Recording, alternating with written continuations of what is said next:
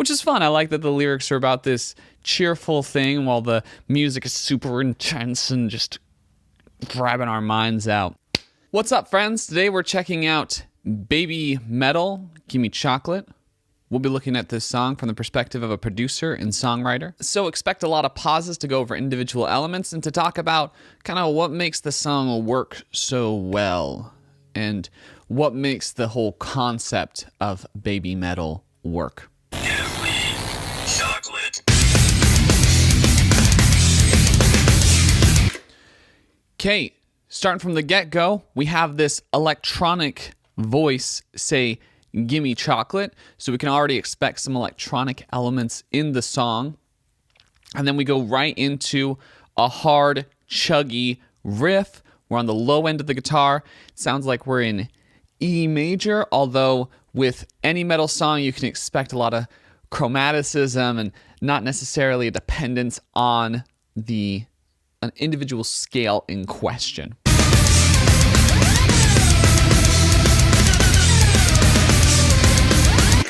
The little electronic thing is really cool, kind of a fun little element. Not sure if it's a synth or a guitar with a lot of effects on the pedal. It could be either here in this case, but it's making a cool sound, like bow, just a kind of free-flowing. Doesn't sound like it's trying to hit any specific notes. It's just kind of doing this little linear thing down the keys, which makes me think it's probably a guitar, just because it's a little hard to get that on a synth, although there are synths where they specifically, like, you hit a note and then it just travels down. So it could be either.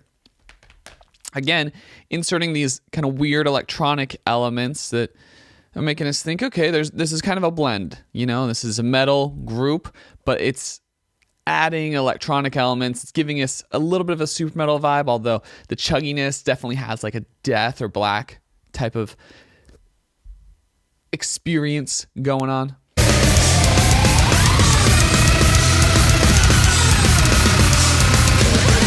I really like the aesthetic they've got going on as well. The instrumentalists have like this black and white and look like really gothic, whereas the singers for this band have, you know, these frilly little dresses. They've got their hair done up. They look very much like J Idols, you know? Nothing super dark. I mean, it is black. They do have kind of like the pads that you'd expect from, you know, darker metal music. But the frills are there too. It looks good. It looks right, but it tells you, you know, like there's a weird mix going on here. Also, the drumming is really good. That guy is speedy on the kick, which is something you'll notice in a lot of metal music and a lot of harder music. They got fast feet. They can hit that kick pedal a lot. Sometimes they got, you know, double pedals to hit it even faster.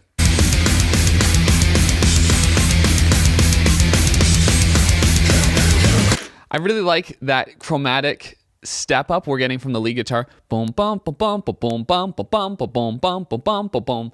Like, I can hear each time that it goes to that higher note, it takes a chromatic step upward. Good little lead part.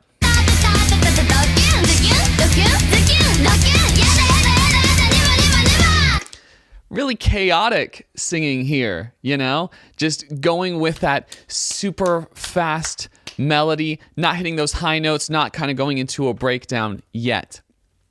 Just the you know, kind of going along with the rhythm and the groove that we've already introduced in the song.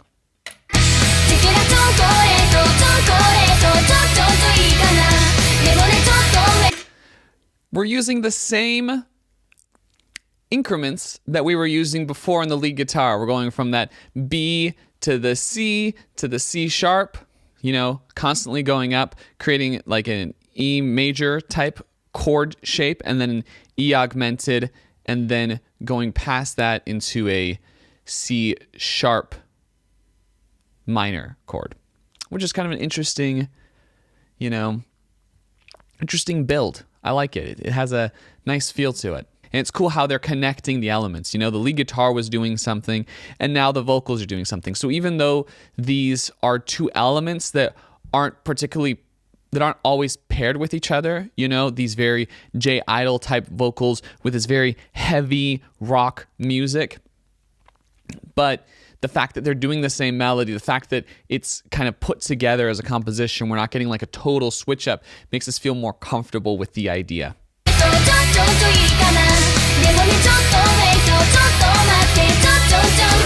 Cool little Gimme in the middle there, you know, we've gotten this really happy moment. We've gotten to the joyful point in the song, this triumphant vocal, and then we get the Gimme, just really dark and sinister sounding. Nice contrast set up right there. I think one of the reasons that this feels so palatable, that this still feels acceptable, is that metal and pop music, at least in, you know, westernized American music, has been really tightly connected for a really long time. You know, Metallica was a huge band that kind of felt like a pop band, and they were, you know, one of the starters of metal as a genre. And then Max Martin, who's one of the most legendary pop producers of all time, came from a metal background, and he had his really bombastic, triumphant choruses that came from that metal background. He took that and put it in the songwriting of what he's been doing.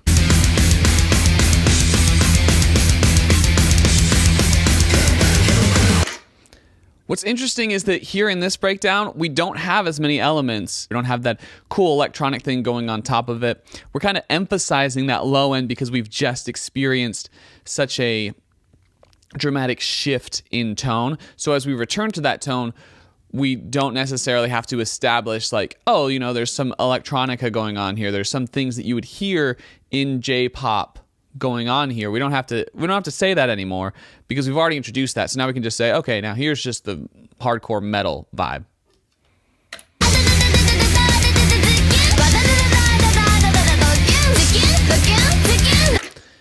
Really fun, these vocals. I think these vocals are what really makes the song. I think the primary lead vocals feel like they fit more than these. Like, these sound so cheerful and they're going along with the groove in a way that we wouldn't expect. And they just sound like, you know, what they are, little Japanese girls singing along to a metal song and going along with the groove of a metal song, which is just a wild concept.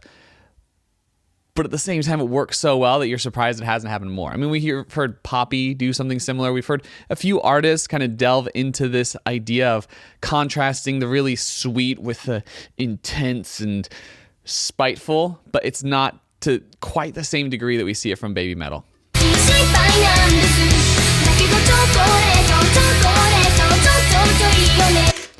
It's really interesting because in this music video, you don't see the other girls singing during this part. You just see that kind of primary vocalist. And yet, in the recording, we can tell that her vocal was at least doubled, you know? So it almost makes you wonder, like, oh, do they sing with her live when they go into this part? I don't know. Haven't seen them do this live. I'll have to ask my friends who've checked them out. But yeah, I like that. And I like how, you know, it starts doubling and then there's certain moments where it has a harmonic shift going on there as well. Sounds great.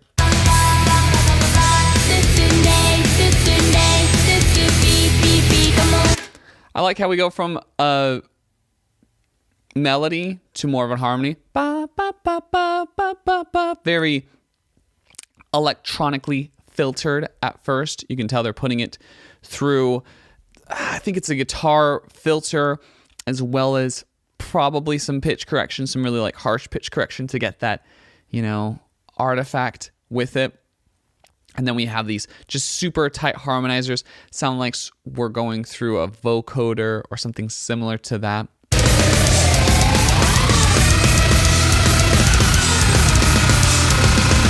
I like how we start with that electronic thing we've heard before that has this kind of downward trend to it. And then we introduce another electronic element that starts low and goes up. So it's kind of like they're interweaving with each other. One's going up, one's going down.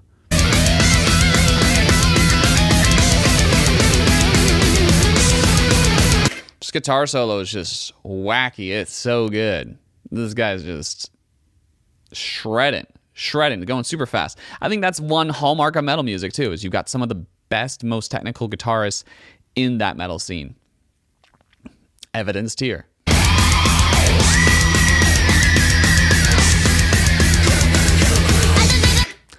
I like how they transition there. They use that dark voice to transition us back into the cheerful vocals right here. Gerber. Very like, you know, dark and screamy, very black metal. Oh. We're simplifying the beat here, you know, just instead of keeping more of a accentuated groove going, we just have the kick going here, which kind of separates even more so the vocals from the rest of the music, you know, bigger gap there. I think that works really, really well because we've already introduced these vocals. We've already put them in context of everything. And so now we can really let them shine and kind of be on their own a little more.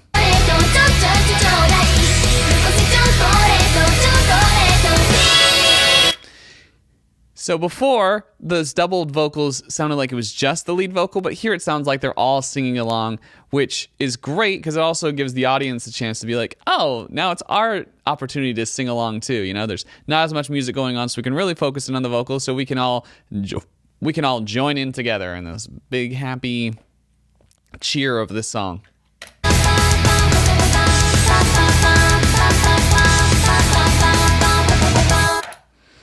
I don't know what the lyrics are saying for the song. I didn't put subtitles on. But I'm guessing it's about, you know, wanting chocolate, because at the end they're doing signs that they just want to eat some chocolate. Which is fun. I like that the lyrics are about this cheerful thing while the music is super intense and just grabbing our minds out.